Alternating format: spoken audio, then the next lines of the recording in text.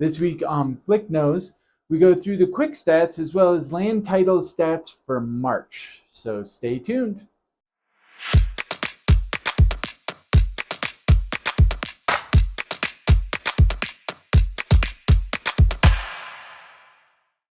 Hey everybody, thanks for tuning in for another episode of Flick Knows here. And just wanted to run you through the numbers, the most recent numbers here as we're buttoning up April. But we are going to go through the March numbers for land title as it takes a little while for them to compile those and send those out. But new listings in the last 7 days, we've got 35 new listings, 24 listings have gone pending in the last 7 days. 23 properties have been sold and 18 price reduced. We do see a higher number of price reductions than we have in the last 2 to 3 years here. There was a time there where if we got into double digits, that was an amazing amount of price reductions, but that is no longer the case. I would say between 10 and 20 price reductions a week is what we've been kind of seeing on average. Every now and again, we'll get a spike. At the beginning of the year, I remember seeing close to 40 price reductions in 1 week, but here we are at 18, which seems to be about where we're seeing them a lot. March of 2024, so last month we ended with 694 properties on the market. That includes the active and the pending properties, so new construction is in there as well. Those will stay on there for a while. April of 2023, we saw so last year we ended with 668. Today we're at 739. And the last time we were in the 700s was May of 2023. So we are pacing a little bit higher than we were in 2023 as far as inventory is concerned.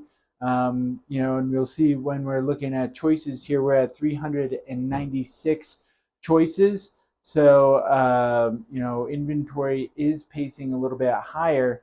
That being said, in 2019 and 2020, we were seeing inventory as high as 1,200, almost to 1,300 properties on the market at a time using these numbers up here, the pendings and the active properties. So, inventory is pacing higher than it did in 2022 and 2023. However, we still aren't quite even close to where we were pre-pandemic 2019, 2020 inventory levels. So keep that in mind.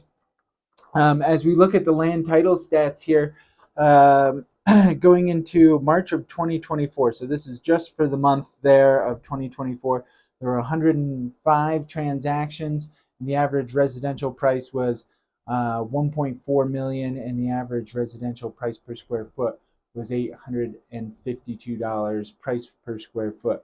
The average transaction price year to date, so the first 3 months of the year, ending up the first quarter there, we're looking at $1,000,004 and average price per square foot at $829. So that's for the entire first 3 months on average first quarter.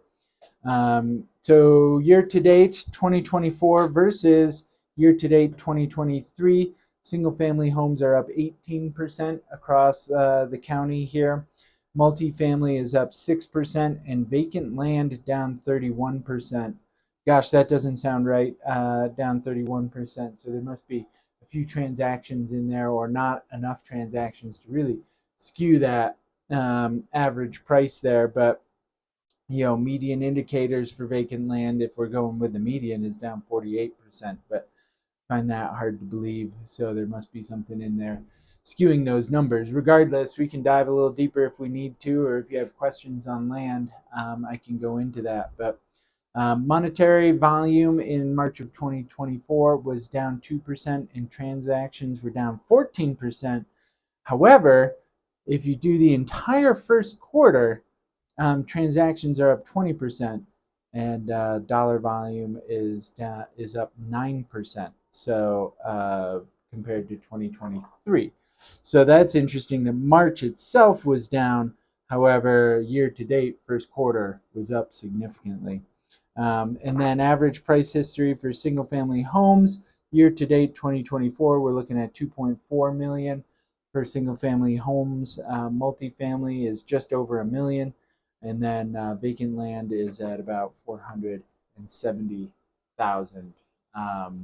Land, prices go up and down based on the size. Typically, we're seeing around a half acre for the available lots that we see on the market these days are right around that half acre size, anywhere from a third to a half. But occasionally we'll see a larger piece of land that goes for quite a bit more per price point. So that's all the news that's fit to print. If you've got any questions, Team Flick at summitliving.com. We're here for you, and we'll catch you next week for another episode of Flick Knows.